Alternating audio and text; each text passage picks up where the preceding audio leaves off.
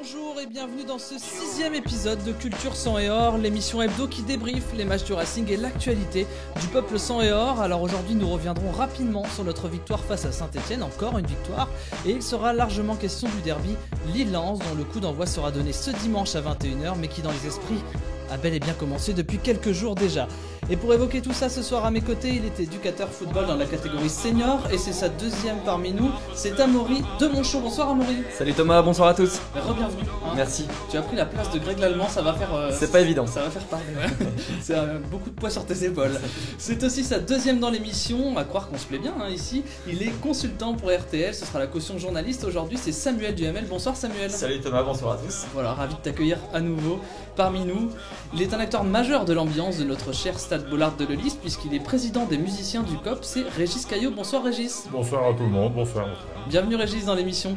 Et enfin, c'est notre invité ce soir, il a occupé de fort belle manière notre couloir droit pendant 8 saisons et entraîne aujourd'hui la réserve Pro 2 du RC Lens, c'est Johan Demont. Bonsoir Johan. Bonsoir à tous, merci de m'accueillir. Merci d'être venu Johan, ça fait vraiment plaisir. Johan qui participera au débat pendant l'émission et que nous aurons la joie d'interviewer en deuxième partie. Mais nous ne ferons pas que ça, puisque je l'ai dit, on va parler de la victoire du RC Lens face à Saint-Etienne, on va refaire un point sur le mercato, il y aura le cultissime quiz sang et or, et après l'interview de Johan Demont, nous nous projetterons sur le petit match qui arrive dimanche prochain, un certain Lille-Lens. Mais avant de démarrer l'émission, sachez-le, si vous le souhaitez, vous pouvez vous rendre sur la page Facebook de Lens United, celle sur laquelle vous regardez ce live, et poser les questions que vous souhaitez à Johan Demont. Allez, je pense qu'il est venu le temps de siffler la première mi-temps. Alors vous le savez, Culture Sang et Or dure, je parle pas mal à nos viewers aussi, là, dure environ 1 heure. Là il se peut que nous fassions un poil plus long. Tant le programme sera vaste ce soir, mais on va essayer de faire au mieux. Alors commençons par un retour sur le match qui date de maintenant il y a 8 jours, je suis là-dessus, 8 jours, face à Saint-Etienne. Encore une victoire, nous l'avons emporté face au Vert. Ma question sera simple sur ce match. Qu'est-ce que vous retenez tout simplement de cette nouvelle victoire Sang et Or? Peut-être Johan pour ouvrir le bal. Beaucoup de choses positives. Tout d'abord, la victoire. Après, au-delà de ça, ce qui est plaisant, c'est sur le collectif où on sent c'est une réelle dynamique et une vraie cohésion dans ce groupe où ça va de l'avant, c'est solide derrière. Donc tout le monde se met au diapason et je pense vraiment que le coach a réussi à créer cette osmose qui fait que Lens aujourd'hui sur une dynamique qui est positive et ça soit sûr et en dehors du terrain pour les croiser régulièrement. Donc c'est bien, ça reste intéressant. Justement, de poser une question tout de suite par rapport à ça, on voit pour nous un système de jeu dont on s'est habitué l'année dernière et qui se développe dans l'équipe première. Est-ce que toi, tu dois également, est-ce que tu t'orientes vers ce système de jeu aussi? Parce que moi, j'ai jamais vu la réserve comme pas mal de nos viewers finalement. Ouais, c'est vrai qu'actuellement, moi, j'ai effectué pas mal de matchs pareil, dans le même système. 3-5-2. Voilà, 3-5-2. Et je demande aussi aux miens, surtout sur les pistons, de jouer assez haut. Ouais. Mais c'est semblable à l'équipe première. Donc, c'est l'idée. C'est pas une obligation. J'ai pas d'obligation de jouer dans ce système. Mais c'est vrai qu'avec les profils que j'ai aussi, moi, en CFA, ça colle. Ça colle. Et puis, forcément, si j'ai une descente ou deux, faut que j'arrive à jouer dans ce système. C'est surtout, on n'oublie pas que je reste une réserve. Donc je suis là à la disposition des fournir. Ouais. On verra d'ailleurs tout au long de l'émission quels sont les joueurs qui tapent un petit peu à la porte des pros. On en a déjà découvert 3 pendant la préparation estivale. Samuel, qu'est-ce que tu retiens toi de ce match, cette victoire face à Saint-Etienne? La 3e victoire consécutive à domicile en Ligue 1, ça faisait quand même 20 ans que ça n'était pas arrivé, donc les supporters l'ont savouré à juste titre. Ce qui était appréciable également, c'est le fait de ne pas avoir pris de but. L'équipe restait sur 3 buts encaissés lors des 5 derniers matchs, lors des 3 derniers matchs, donc lors des toutes fins de match. Donc là, pour le coup, ils ont tenu. Alors évidemment, à 11 contre 9, c'est plus facile. Ouais. Et puis je retiens également le but de Florian Sotoka, qui est un super joueur, que ce soit dans la mentalité et puis dans tout ce qu'il apporte également à l'équipe. Donc j'étais content qu'il soit récompensé par ce but qui est son premier but en Ligue 1. Tout le monde le souhaitait, l'équipe, les supporters, tout le monde voulait ce but, on a tous hurlé, je pense, chez nous.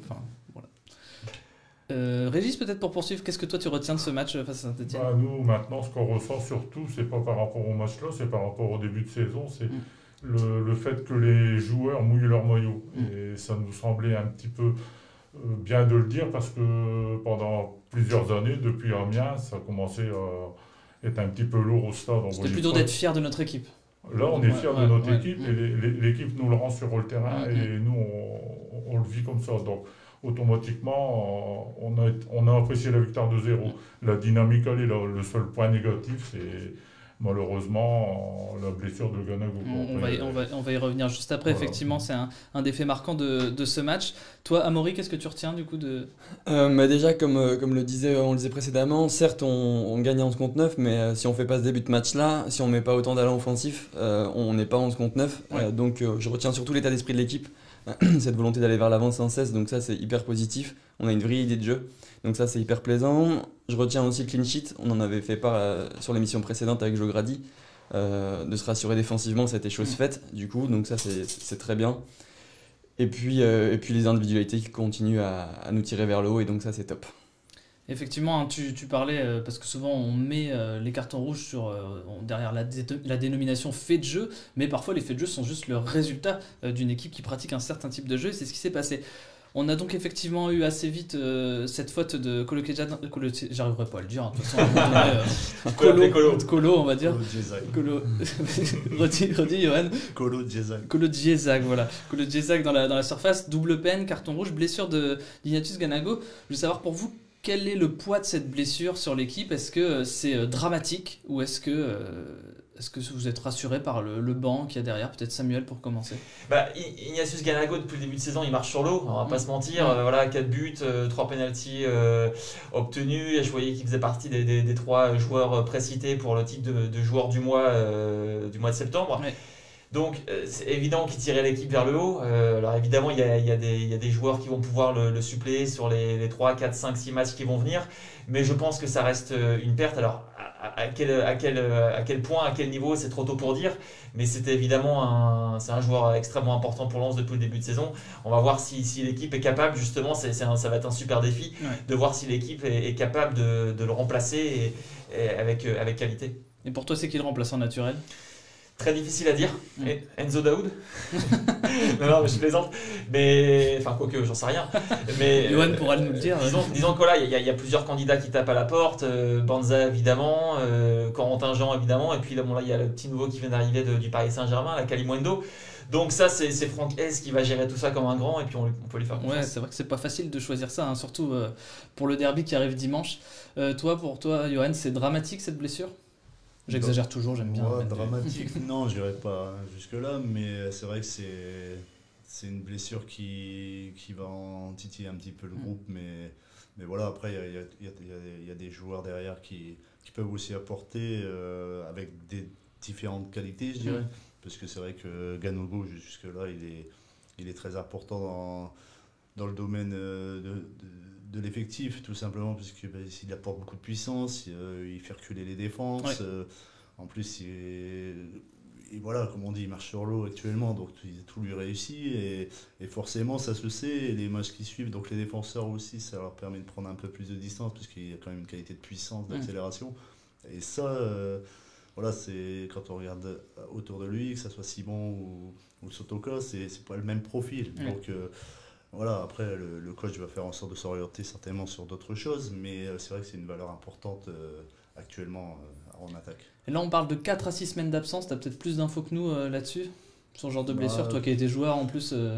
Ouais, c'est une blessure qui est tout de même compliquée et qui va prendre un peu de temps, je pense. Après, je ne peux pas vous donner de délai, mais c'est vrai qu'il y a quand même un tacle assez appuyé. Ouais. Après, non, je pense que ça risque d'être ça. C'est plus le arrière de Kolo qui la cheville est enfermée, c'est ça qui s'est passé en fait. Ouais, c'est ça, et il y a le poids du corps qui complètement lui vrille la cheville, et derrière ça, donc déjà il y a un bon moment de convalescence, et derrière il y a une réathlétisation certainement à mettre en œuvre, donc même quand il va revenir, il sera peut-être pas aussi dynamique qu'on l'a aujourd'hui, donc il va falloir retravailler tout ça, donc ça risque de prendre un peu de temps, donc peut espérer quoi, décembre peut-être pour le revoir? Ouais, j'espère avant tout de même, mais bon, vraiment en état de forme, on sera peut-être pas loin. Ok, bon, c'est effectivement la mauvaise nouvelle. On va passer à un autre sujet sur le match. Ma question est très simple, est-ce que Lens aurait dû l'emporter plus largement? Parce qu'on a été longtemps quand même à 11 contre 10 et à 11 contre 9 à Amaury. Oui, on aurait dû. Moi, je pense que c'est le seul petit bémol qu'on peut mettre sur le match qui est assez positif. Mais comme on se le disait la fois dernière, on est à 13 points sur 18, donc il faut bien trouver des petits sujets à challenger. Bah, on est content de pouvoir faire du titillage, on va dire. Exactement. Voilà. Je sais pas si c'est le bon mot, mais on est content. C'est que positif. Moi, je pense qu'on doit se mettre à l'abri plus vite. Après, il faut garder en tête que Puel reste vraiment avec ces deux lignes de 4 là, qui ferment vraiment, qui jouent bloc bas pendant un long moment. Donc nous, on vient buter pas mal. Mais néanmoins, on les met en difficulté. Hein, grâce à nos 3 axios, et ça c'est hyper positif, c'est que c'est nos 3 axios qui déclenchent à chaque fois. On le voit sur le but qu'on marque. Ça vient d'un corner, enfin ça se finit là-bas. Mais d'abord, c'est Loïc Badet qui trouve un décalage et on finit là-haut. Pareil sur le moitié de but de Medina, on ne sait pas encore s'il est hors-jeu ou pas d'ailleurs. Hein. Ça vient encore des 3 de derrière. Donc oui, pour moi, on doit faire mieux et surtout se mettre à l'abri plus tôt, ouais, complètement. Samuel, toi qui aimes bien les expected goals, c'est quoi les expected goals sur ce match? Expected goals sur ce match, donc les buts attendus par rapport aux frappes des joueurs, là on était de mémoire à 1,86 contre 0,17, quelque chose comme ça, donc en fait le score de 2-0 parfaitement logique. Ce qui se passe. Mais je reviens sur ce que tu dis, c'est-à-dire qu'en fait Lens c'est une équipe qui n'est pas forcément à l'aise contre les équipes qui défendent bas.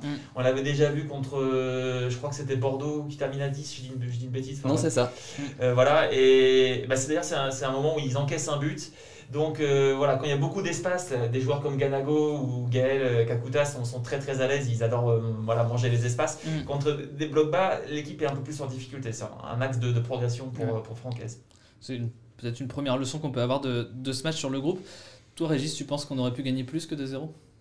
On aurait dû se mettre à l'abri bien avant, mais après on a gagné 2-0, c'est déjà pas mal. Nous déjà, si on nous avait dit en début de saison, on battait Saint-Etienne 2-0, on aurait déjà signé avant la saison. Donc, après, c'est comme on va revenir sur le match de Nîmes, on pouvait se mettre à l'abri bien avant l'égalisation. Donc c'est sûr, là on a perdu 2 points, mais là, contre Saint-Etienne, 2-0, malgré tout qu'ils étaient à 9, parce que nous, on nous a dit, mais bon, Saint-Etienne était à 9, on en a profité. Non, je dis, même à 11, je pense que 2-0, ça aurait été le score.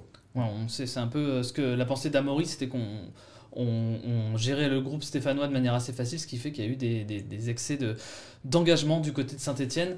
Johan, on va conclure sur la même question. Est-ce que tu penses qu'on aurait pu faire mieux qu'un petit 2-0 là ? Petit 2-0. Ouais, petit. C'est un 2-0 satisfaisant. Après, il faut quand même retenir.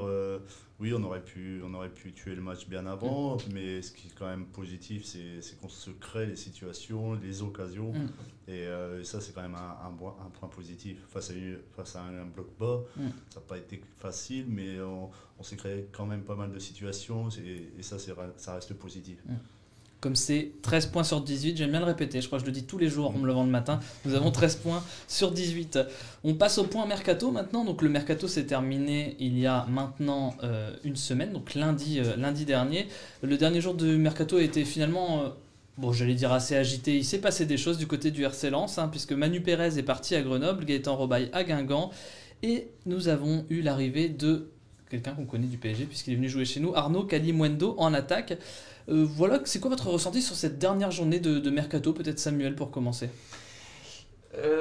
J'étais un peu partagé. Alors je comprends tout à fait le choix de carrière et le choix de vie de Manu Pérez. Évidemment, il rentre chez lui, il va pouvoir jouer très souvent, mais on l'aura pas beaucoup vu finalement. On l'aura assez peu vu, et c'est un super gars.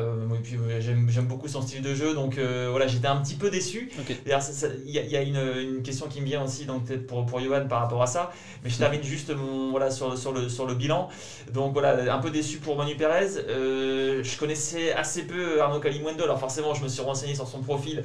Tout jeune joueur donc de 18 ans, mais qui marque énormément en catégorie jeune, en U19, en Youth League, et puis là il vient d'être sélectionné avec les espoirs, donc gros potentiel. Et puis pour Gaëtan Robaille, évidemment une petite déception, c'est un gars du cru, il était revenu, voilà, globalement assez satisfait. Et je me permets juste cette question pour Johan par rapport à Manu Pérez qui s'en va. Donc ça fait un milieu défensif en moins dans l'équipe. Alors évidemment, il en reste quelques-uns, il en reste 3, mais avec Seko Fofana qui est blessé pour l'instant.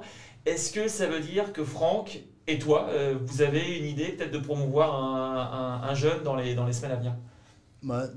Oui, l'objectif, aujourd'hui, moi je suis responsable de la réserve, et la réserve elle a vraiment pris un coup de jeunesse, et ce qui est logique pour une réserve pro.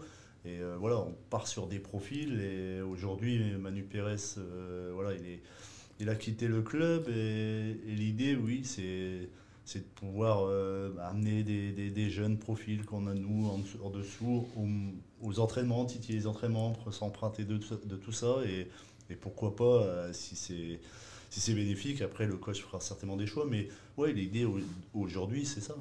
On peut parler tout de suite de Boris Hainaut peut-être. Le sujet sera abordé. C'est marrant, je retrouve un côté Greg l'allemand chez toi. Du fait d'être assis sur Je sais pas ce comment siège, je dois le prendre. c'est très mal. Il faut le prendre très mal, clairement. Et pour Kaliwendo, c'est un joueur qui sera appelé à jouer avec la réserve ou alors être titulaire en...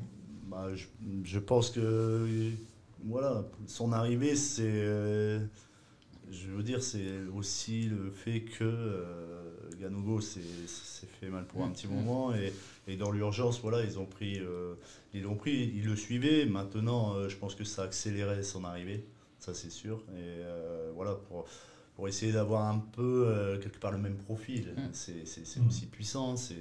Voilà, c'est assez similaire comme profil. Donc je pense que l'idée, ça a été ça, son arrivée.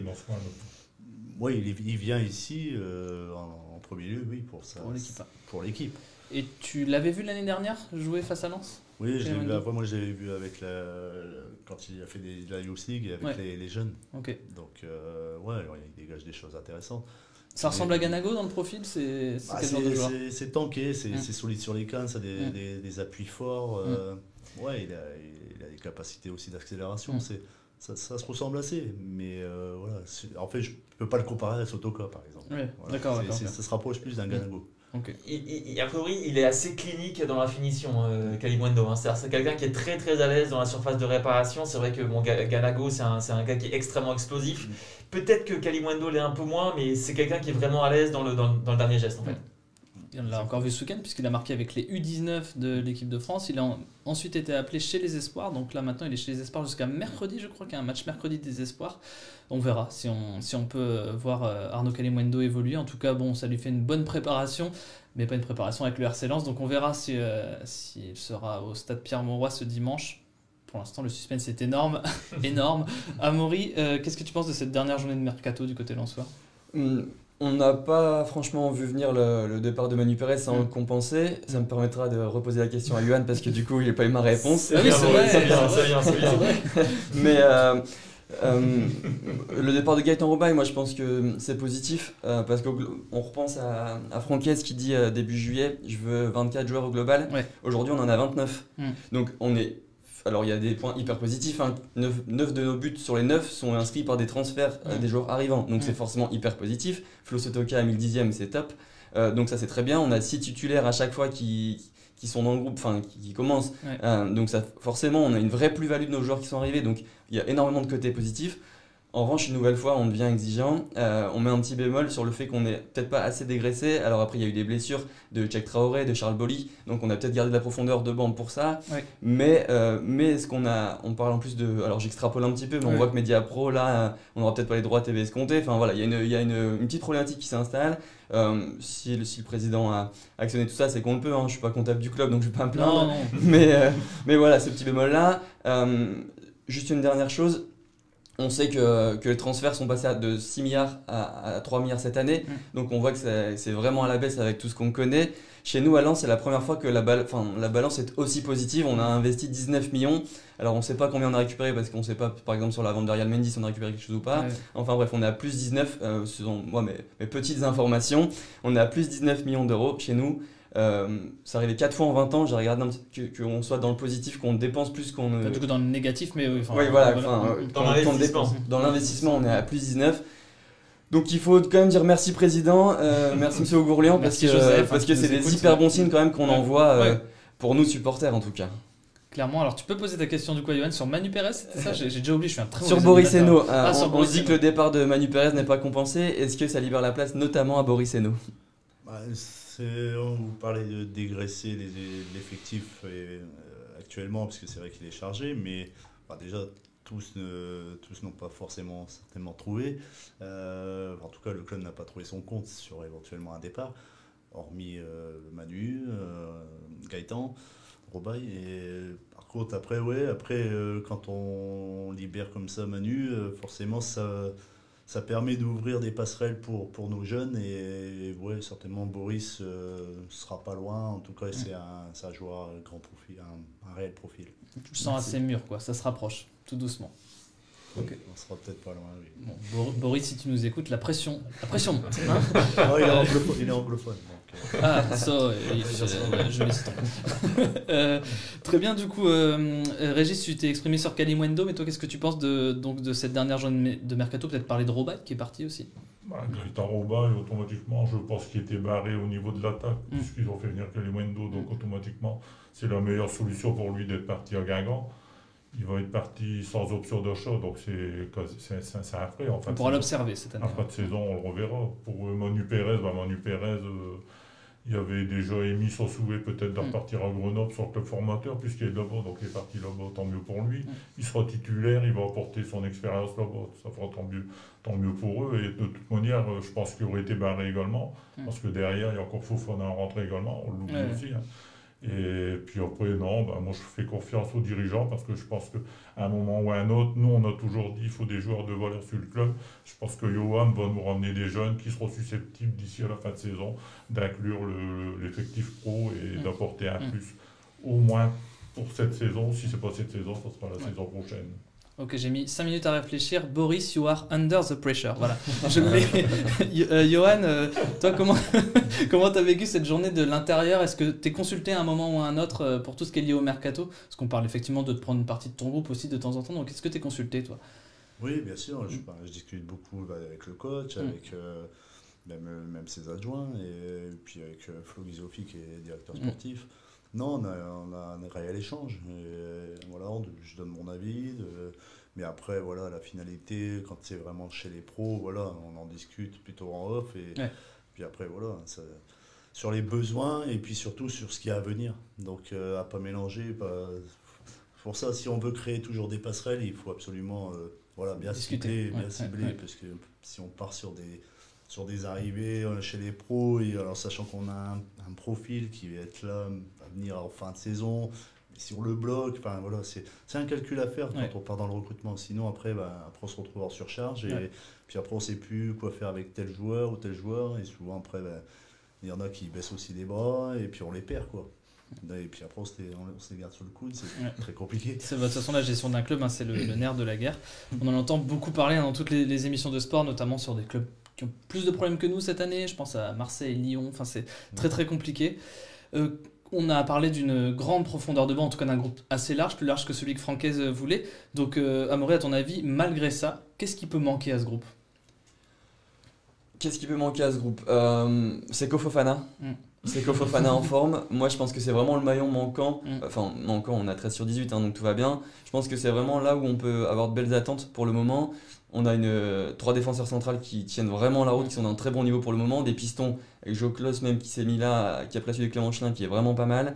À gauche, Silac s'est vraiment bien intégré. Kakuta, on n'en parle plus offensivement. Non. Donc, si on veut, pour moi, s'il y en a une attente, c'est vraiment dans le cœur du jeu avec Seko Fofana qui doit transcrire les promesses qu'on a en lui sur le terrain. Et si ça se fait, c'est vraiment que du positif. Pour moi, on n'a pas besoin de plus. Samuel, est-ce que tu vois un manque possible dans l'équipe? Sincèrement, non. Je me souviens que Greg Lallemand disait qu'il avait une inquiétude par rapport à l'éventuelle absence de Gaël Kakuta. Si Gaël Kakuta se blesse ou est suspendu, etc., est-ce que son remplaçant ou ses remplaçants seront à la hauteur? Voilà, je trouve que Tony Mauricio a fait une bonne entrée là contre Saint-Etienne. C'est lui qui adresse la passe décisive à Flo Sotoka. Voilà, moi l'inquiétude que j'ai, si je dois en avoir une, c'est effectivement au poste de milieu défensif, parce que tu traverses pas toute une saison avec 3 milieux défensifs.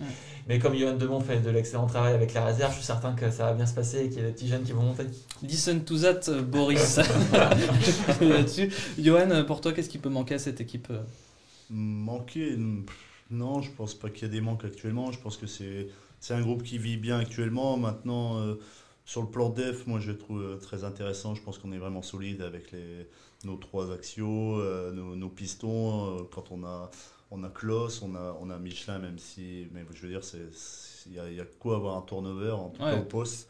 Et non, il y a une réelle solidité défensive. Pour moi, c'est très intéressant. Milieu défensif aussi, c'est pareil.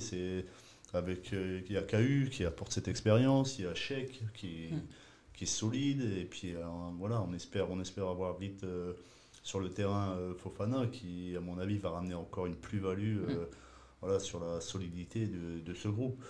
Maintenant, voilà, c'est vrai que pour moi, le leader technique aujourd'hui sur le plan hop, c'est Gaël. Et c'est vrai que si on vient le perdre, ça...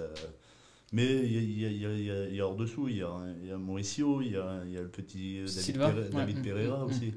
Et je pense que David Pereira, c'est aussi un profil très intéressant pour remplacer un peu Gaël. On a pu l'observer un petit peu pendant les matchs de préparation. Là, il s'entraîne avec le groupe, avec ton groupe ou avec le groupe pro? Il s'entraîne avec le groupe pro, il est venu un peu avec moi en CFA, quelques matchs. Ouais. Et ouais, c'est un profil à venir, ça reste un jeune. Donc il y a des joueurs comme ça que tu n'as pas forcément la semaine, mais que tu récupères le week-end pour les matchs, c'est ça? Quand ça se passe comme ça, j'ai eu régulièrement Adarounjani et David pour les matchs. Ouais. Après, non, le reste, c'est toi qui c'est simplement c'est mon effectif. Okay. David Pereira, numéro 10 alors? Vrai numéro 10? Ouais, milieu relayeur, il est très intéressant, milieu relayeur. D'accord. Mais ouais, il peut jouer ce rôle sur un quart d'heure, 20 minutes pour remplacer un Gaël. Mais il y a aussi Mauricio. Donc non, c'est quand même armé. Hein. Je veux dire que globalement, le groupe il est cohérent. Le recrutement était cohérent. Donc c'est très, très intéressant.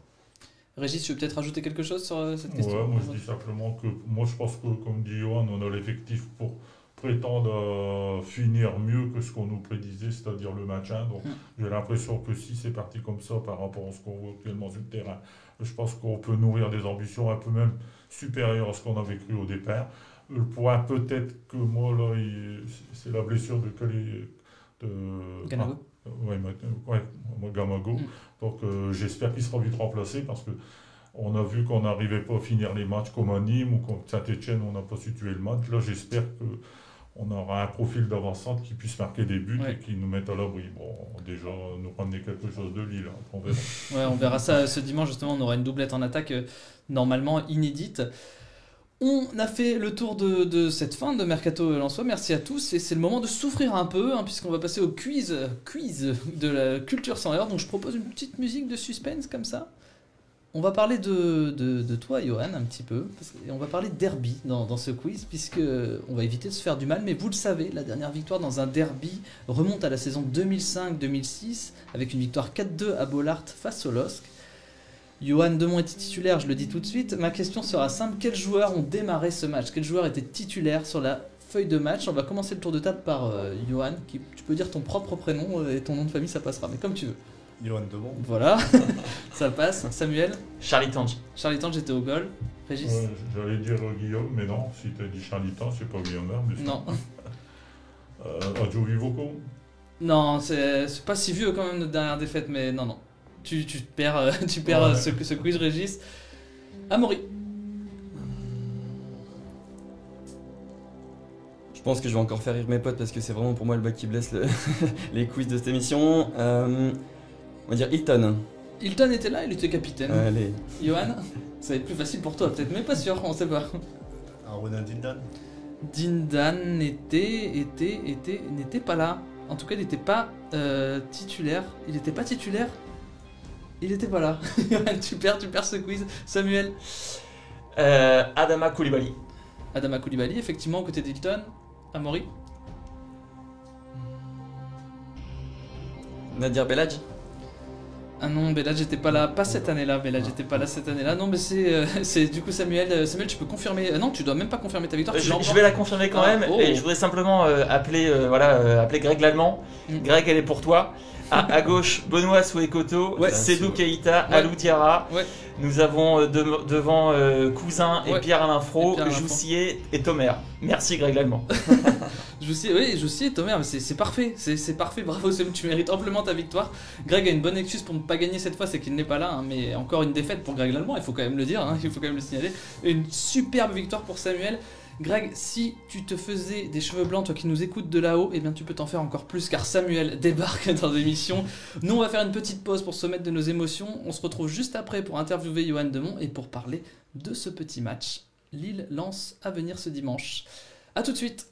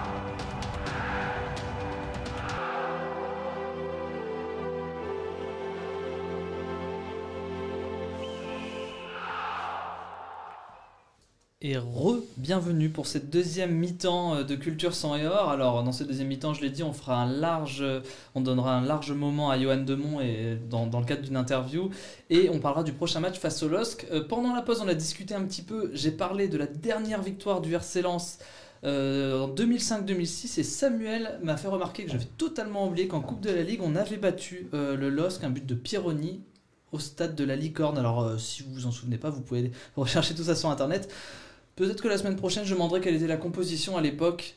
C'est pour toi, Greg Lallemand, si tu nous écoutes, tu peux réviser pour enfin gagner. Alors donc, on va passer tout de suite à l'interview de Johan Demont. Encore merci, Johan, d'être venu. Déjà, tu nous as pas mal éclairé sur la réserve. Donc, je vais te poser des questions venant de moi et des questions venant de nos viewers. Là, tout de suite, je vais commencer tout de suite par te demander quelque chose par rapport à ta carrière au RC Lens. Donc, je l'ai dit, ça a duré 8 ans. La majorité de ta carrière était là-bas. Et sur ces 8 années, tu as un peu tout connu. C'est quoi ton plus beau souvenir ? Pour les beaux souvenirs, j'en ai beaucoup de bons souvenirs. Après, sur des matchs, j'ai un bon souvenir sur l'égalisation face à Saint-Étienne, où on était mené 3-0 de mémoire à la mi-temps. Et le fait de revenir comme ça au score, j'ai eu l'impression que je pense que si on joue 3-4 minutes de plus, on le gagne.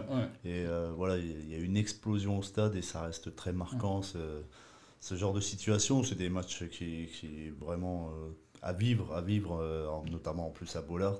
Donc c'est des matchs qui me restent. Après, j'ai vécu de très bonnes choses. J'ai vraiment de bonnes choses. Et maintenant, vous dire quels sont mes meilleurs souvenirs, j'en ai tellement. Moi, j'ai quand même concrètement une question à te poser, parce que Thomas, le petit enfant qui était au stade en Louis Exercès, j'ai un souvenir de toi, donc le Lens-Auxerre 7-0, où tu viens mettre le 6 ou le 7e but, et tu mets un but de la tête, tu es au centre, à la réception d'un centre, alors qu'on est dans le jeu, pas du tout sur coup de pied arrêté. Qu'est-ce que tu foutais là? C'est vrai que je me projetais souvent, donc, et puis par rapport à ce match, de mémoire, je pense qu'on peut jouer encore et encore. À chaque fois qu'on a frappé, on a marqué. Clairement. Ça a été vraiment un top match pour nous. Et puis, en l'aiguille, à un moment, il y a un contre mené par Jérôme. Et puis, moi, c'est vrai que j'étais à l'opposé. Et puis, je me suis dit, je vais au bout. Et le ballon m'arrive dessus. Donc, je pense que là, à ce moment-là, il y a les ailes qui poussent forcément. On est à 5-0, je crois, à Bollaert. À ce moment-là. Donc, forcément, on sent plus de fatigue, on sent plus rien. C'est ça. C'est peut-être pour ça que je me suis retrouvé dans les 16. Je me souviens de te voir heureux venir courir vers le banc. Je vois Johan Demont qui a repris un centre de la tête et je me dis, ce match c'est n'importe quoi. Ce match c'est n'importe quoi. Mais je suis fier, comme tous les gens qui étaient au stade ce jour-là, d'avoir été là ce jour-là. J'en parlais de tes meilleurs souvenirs, mais tu as aussi connu la première descente du RC Lens après de longues années. Comment tu as vécu toute cette période psychologiquement? Est-ce que tu sentais un groupe incapable de faire mieux? Qu'est-ce qui s'est passé?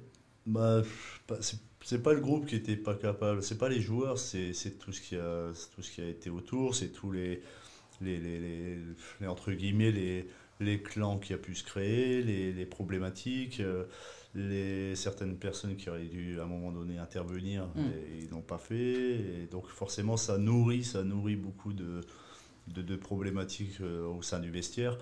Et c'est pour ça que j'ai toujours été un peu en colère sur cette période, parce que en plus je voyais beaucoup de ces joueurs s'exprimer à la presse, alors que moi je les voyais au quotidien.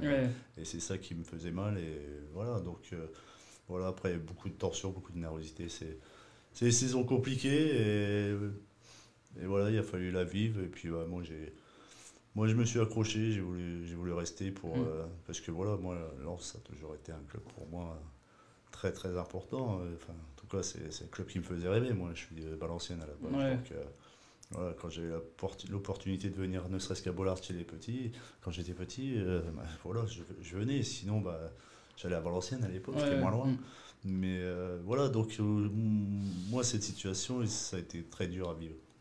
Parce qu'on parle souvent d'un système de jeu, mais une équipe c'est avant tout un groupe, et si le groupe ne fonctionne pas, c'est devenu un peu ce qu'étaient les bons coachs, les coachs modernes que tu es. Il faut d'abord un bon état d'esprit dans le groupe, et là il y avait plus ça, tout était perdu. Mais ça tu le crées au quotidien, tu le crées par la communication, et il y a eu des périodes où il n'y avait plus de tout ça, et forcément c'est la pagaille dans un vestiaire et forcément ça se ressent sur un terrain. Donc pour toi, c'est ça qui nous fait descendre? C'est vraiment la notion de groupe qu'on n'a pas eu? Bah, il y a ça, il y a d'autres problématiques, ça c'est sûr, mais c'est clair que ça, tu peux pas avancer. Parce que si on regarde sur le papier cette année-là, il y a des joueurs. Il y a vrai. des sacrés joueurs. D'où ma question, ouais, c'est pour ça. Bah, Il y a des joueurs. On bat Lyon 3-0 alors que Lyon est en pleine bourre.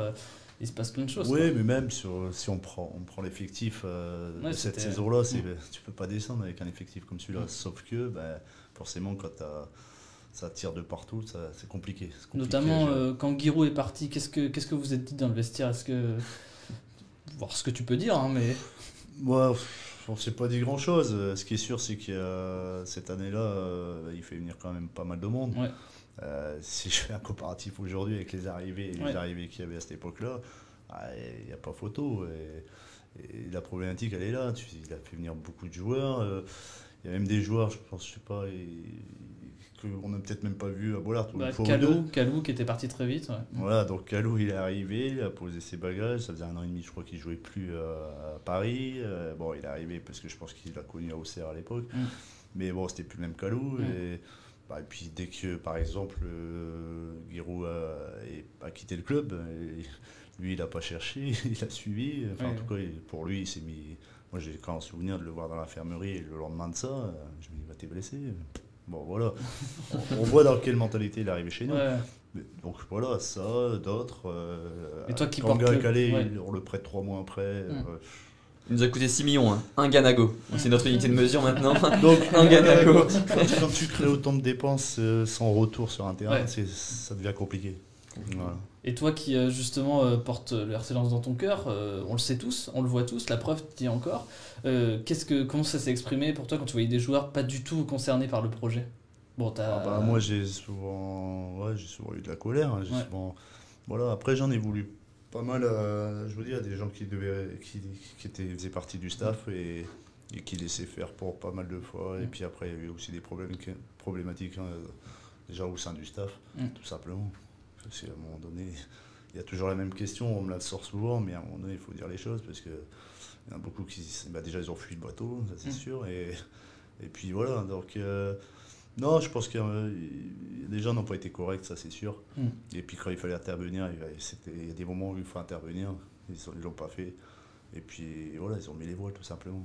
Bon, je te plonge dans des mauvais souvenirs, c'était pas l'objectif, mais ça intéresse nos supporters. Ça m'a marqué, ça. Ouais, ça m'a marqué forcément. parce que forcément, après, tu paies tout ça. Le club, il a payé pendant une paire d'années maintenant. Et puis, alors qu'on sortait de 2 saisons avec Francis, je veux dire, même si on se loupe à 3, c'est vrai. Mais ça a été la finalité de cette saison avec coach Gélo, mais on la loupe avant, cette qualif. Même si à 3 on se loupe, ça c'est clair et net, mais on la loupe, je pense, avant. Ouais, dans l'esprit des supporters, cette défaite à 3 en dernière journée, c'est un peu la charnière, quoi, la charnière de l'histoire récente du RC Lens. Mais maintenant, tu fais encore partie de l'histoire récente du RC Lens, puisqu'on en a parlé déjà depuis le début de l'émission. Donc tu es coach de la réserve qu'on appelle maintenant Pro 2, le groupe Pro 2. Et à ce titre, j'ai quelques questions de nos auditeurs, viewers. J'ai une question de Quentin Lançois qui nous demande: que penses-tu de la politique du PSG qui a justement supprimé son groupe de réserve de Pro 2? La politique du PSG, ce que j'en pense, je dirais tout simplement, ils ont un réel pouvoir d'achat. Ouais. Donc ça leur permet au lieu de s'enquiquiner avec une réserve, entre guillemets, ils ont ciblé plutôt la Youth League, donc avoir des réels potentiels de 17, 18 ans, et puis jouer la Youth League. Donc après, tu peux rappeler ce qu'est la Youth League pour les viewers qui ne sauraient pas? La Youth League, en gros, c'est la Ligue des champions des jeunes, du 19. Et donc voilà, ils ont arrêté leur réserve, mais de toute façon, si on regarde bien les années précédentes, enfin en tout cas quand ils jouaient en réserve, il y avait des joueurs qui étaient là pour encadrer une réserve et éventuellement avec 2-3 talents, 2-3 profils. Aujourd'hui, non, ils ont arrêté ça parce qu'ils jugent certainement que si le joueur a 21, 22, 23 ans et qui est qu'en réserve, voilà, il n'ira pas au-dessus, en tout cas pas en équipe première là-bas. Okay. Et je pense que voilà, avec leur pouvoir d'achat, ils ciblent les 19. Et puis s'il y a un réel talent, il va aller au-dessus, ou voire ils vont vendre. Ou le prêter au RC Lens. Prêter. Nous, on ne peut pas se permettre ça. Nous, on a besoin de notre formation. Et c'est un boulot quotidien chez nous. Et jusqu'à aujourd'hui, c'est la formation qui a quand même fait du bien au club ces dernières années. et voilà quoi. C'est ce qui nous a sauvés. Hein. Ouais. Samuel? Pour rebondir sur ce qui vient d'être dit, je me posais la question par rapport à Kalimundo qui reste un très très jeune joueur, on parlait de la Youth League, donc 18 ans, et je me mettais 30 secondes dans la peau de tes attaquants qui sont également très jeunes et assez performants en Pro 2.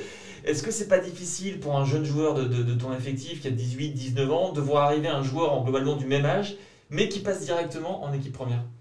Non, non, parce que de toute façon, ça tombe bien, j'avais entraînement tout à l'heure et puis j'en ai discuté avec un de mes attaquants, mais il est 2003, donc ça va, il a encore un peu de marge. Ouais. Mais voilà, c'est aussi un vrai profil. Maintenant, voilà, il en est conscient, ça reste un joueur qui vient pour l'équipe première directement, oui, certes, mais voilà, dernièrement, il était au PSG, voilà, il a un CV qui commence à se fournir. Donc non, il a conscience des choses. Maintenant, au contraire, comme j'en discutais tout à l'heure avec lui, c'est aussi une source encore de motivation. Mais voilà, c'est pas bouché pour autant. Là, il est venu, là, il est en prêt. Il est en prêt. Maintenant, voilà, pour lui aussi s'aguerrir en Ligue 1, parce qu'en temps de jeu, il aura peut-être pas autant à Lens qu'à Paris. Donc voilà, on est dans ce cursus-là. Mais non, c'est bien conscient. accepté. C'est accepté, et puis c'est le foot. Maintenant, c'est pas bloqué, comme il est sur un prêt, voilà, ils ont pris conscience aussi que Ganogo, voilà, on le perd un petit peu, dans l'urgence, il fallait aussi renforcer un peu ce secteur, c'est tout. Et donc on va parler je vais revenir sur ton passé quand tu étais au RC Lens. Est-ce que tu savais déjà que potentiellement tu ferais partie de l'aventure même après ta carrière de joueur? Non, moi, non, parce que je peux pas vous dire ça, parce que à cette époque, cette époque, c'est pas vieux, hein, mais non, quand tu es joueur, ouais, moi j'ai à cœur de rester à Lens et puis de rester le plus longtemps possible. Maintenant, j'ai eu des opportunités à chaque fois de partir. Moi, à l'époque, Gervais voulait pas trop me laisser partir non plus. Donc, mais moi, j'ai accepté, et pas de souci, parce que je me sentais bien. Ouais. Et voilà, c'était pour moi une logique de rester au club. Et puis après, c'est vrai que poursuivre, pour transmettre ce que j'ai appris aux jeunes, c'est quelque chose que j'ai préparé. Je veux dire, moi, à 17 ans, j'étais au centre de formation et j'avais déjà passé mon premier petit diplôme initiateur 1 qu'on appelle aujourd'hui. Et puis voilà, j'avais été jusqu'au BE1 en parallèle de ma carrière. Donc c'est quelque chose que je préparais, ça. Et puis voilà, j'ai peaufiné, j'ai eu l'opportunité de rentrer à la formation au club. T'as fait les U17 avant, c'est ça? J'ai fait les U16, j'ai fait les 17, j'ai fait adjoint 2 ans avec Franck avec la réserve. Et la dernière, j'étais reparti avec les 17 parce que j'avais besoin de remanager un peu, reprendre des rênes. Alors je me suis régalé aux côtés de Franck déjà, parce que j'ai pas mal appris à ses côtés. Et puis tout simplement, des joueurs que je connaissais, il y avait Corday Vochkoviak, tout ça, donc c'est Charles Bolly. Non, c'était super intéressant, mais j'avais besoin de reprendre le truc. Donc l'année dernière, j'ai pris les 17 et puis là, on m'a mis avec la réserve. Donc tout va bien. Et quand tu as fréquenté Francaise et tu as appris qu'il était nominé en tant que entraîneur de l'équipe principale et qu'en plus il le resterait en Ligue 1, qu'est-ce que tu t'es dit? Tu t'es dit ça me paraît logique par rapport à tout ce que tu connais de lui? Oui, pour moi, c'était une logique. En tout cas, au club, c'était l'entraîneur. Si on voulait bosser, prendre un coach en interne, c'était le coach à prendre. Ok. Ouais. C'était pas Johan Demont? Non. non, moi, encore, j'ai beaucoup à apprendre encore. Donc, non, on s'improvise pas comme ça, un entraîneur de Ligue 1 déjà. Et voilà, il y a du travail, il y a plein de choses à bosser, il faut approfondir. Moi, j'ai beaucoup bossé avec Franck et voilà, franchement, j'ai beaucoup appris à ses côtés. Il y a une façon à lui de manager. Alors, je vous dis pas que c'est l'idéal du management, comme tout coach, mais il y a beaucoup de choses positives. En tout cas, c'est très carré ce qu'il fait, c'est réfléchi, donc c'est logique. Et aujourd'hui, je suis vraiment content parce que les résultats actuellement suivent. Et donc voilà, c'est très bien. On voit que tu as commencé après ta carrière U11, U16, comme tu disais, adjoint N2. En fait, tu prends toi-même les 17, les N2. C'est quoi la suite dans tes rêves? Dans mes rêves, Boulard. Ouais. Non, mais coach pro, en tout cas, c'est quelque chose qui t'intéresse? Ah oui. D'accord. Coach pro, ça m'intéresse. Après, là, je me régale hein, avec la formation. C'est vraiment un régal d'être au quotidien avec les jeunes de la formation. Parce que là, oui, j'ai la CFA, mais je côtoie les 19, les 17, les 16. C'est génial, avec tous les éducateurs autour. Non, c'est vraiment, c'est très intéressant, c'est très enrichissant. Et voilà, après, si dans l'avenir, peut-être oui, j'ai envie d'aller encore au-dessus. Mais étape par étape, il faut aller doucement. Oui, on te le souhaite, Johan. Il y a une question de Damien Aubry qui parle de ta saison actuelle. Il se demande quels sont les objectifs avec les jeunes. Est-ce que tu as un objectif de classement, sachant que c'est un poste assez particulier parce qu'on doit surtout fournir un réservoir de joueurs pour le futur. Mais sur la saison en cours, qu'est-ce qu'on t'impose, entre guillemets? Le club m'impose? Ouais, enfin non, justement, rien de tout ça. Ne pas descendre quand même, peut-être? Enfin, c'est plus possible maintenant, vu qu'on n'est plus en Ligue 2. Ouais. Bah, si, descendre. Si C'est pas possible? Ok. La réserve du LOSC est en N3 par exemple. Ok. Oui. Rappelons-le. Non, mais après, non, j'ai pas d'objectif de classement, pas du tout. Ouais. On est plutôt sur la formation, amener le meilleur à chaque joueur. Moi, je veux dire, franchement, le classement, bien sûr, que c'est intéressant pour les joueurs. Il faut toujours cette dose de compétition. Et si on veut amener des gamins au plus haut, il faut ça soit ancré. L'aspect compétiteur, c'est très important. Je veux dire, même sinon on fait un taureau, un simple jeu, et puis qu'il banalise les choses, il ne sera jamais un compétiteur. On se doit de ça. Mais nous, moi, honnêtement, si demain j'ai 3-4 profils qui finissent les entraînements avec les pros, mais c'est déjà une réussite pour moi. C'est ça une réserve. Parce que tu dois le voir, des profils de joueurs qui sont très bons techniquement, mais qui n'ont pas le foot dans le sang, dont le foot n'est pas leur vraie passion finalement. Bah, il y a tellement d'ingrédients pour faire un vrai joueur professionnel. Parce qu'aujourd'hui, l'état des lieux du football français aujourd'hui, très jeune, on est sous contrat. Ouais. Mais souvent, on n'est que sous contrat. Donc, moi, entre guillemets, j'appelle ça les pros-papiers. Ouais. Mais c'est le monde du foot aujourd'hui. Maintenant, l'important, c'est que quand il monte chez les pros, il a les attitudes qu'il faut, il y a une réflexion dans son jeu, il a l'envie. Il y a tout ça, il y a tout un bagage pour pouvoir exister dans le monde professionnel. Je vais te poser une dernière petite question bonus. Dans Culture Sang et Or, quelle personne du club tu aimerais bien voir dans Culture Sang et Or? Qui pense pourrait être un bon client pour nous? Un bon client? N'importe qui dans le club. Hein. Joseph Augourlian. Ouais, président. Non, je sais pas, vous pouvez faire une demande à Eric Assadorian. Ah, on l'a eu, Eric. Et pour le coup, t'as raison, c'était un très bon client. On est resté toute la nuit avec lui. Il nous a expliqué énormément de trucs. Un vrai passionné. D'ailleurs, il y a quelque chose d'assez rigolo sur les réseaux sociaux qui est tombé, c'est que son équipe a gagné 7-0 le match et il n'était pas du tout positif à la sortie il a ses raisons, on n'a pas vu le match, mais il a ses raisons. Mais en même temps, c'est hyper positif, Thomas, je me permets, ça veut dire qu'on est vraiment sur des objectifs de moyens, de résultats. Je pense que pendant longtemps, on est trop resté sur les résultats sur les catégories jeunes. Sur des réserves pro, par exemple, ou sur des équipes de jeunes sans de formation, on peut facilement gagner les matchs si on veut. Donc c'est hyper intéressant de voir qu'on est enfin sur des vrais objectifs de moyens, qu'on développe une philosophie de jeu, qu'on développe des joueurs et pas uniquement être premier à la fin en U14 et tout le monde s'applaudit et c'est top. Et c'est grâce à ce genre de commentaires qu'Amaury a pu venir une deuxième fois. Amaury synthétise très bien, effectivement, tu as raison. C'est la réponse de ta question de tout à l'heure. Tu me disais, est-ce qu'on a un objectif de résultat? Non, le directeur de centre, il y a les 17, il a 7-0, mais il n'est pas satisfait du contenu. Et de l'état d'esprit. Et de l'état d'esprit. Donc il y a une victoire, mais lui, ça importe peu. Enfin, bien sûr qu'il est content de la victoire, mais c'est surtout la manière de... Ça, il n'en est pas satisfait du tout. Donc ça a fait un petit peu parler sur les réseaux sociaux. Autre chose qui va beaucoup faire parler sur les réseaux sociaux, c'est ce match de dimanche, ce Lille-Lens. Donc on va conclure l'émission sur ce sujet. Alors toi, Johan, qui en a joué des Lille-Lens et des Lens-Lille, plusieurs, tu en as même gagné, on l'a encore dit tout à l'heure. Qu'est-ce que tu attends, toi, de ce match? Au niveau du match, j'attends ce que fait Lens depuis le début, pour pouvoir inquiéter cette équipe lilloise, même si en face il y a du répondant à Lille.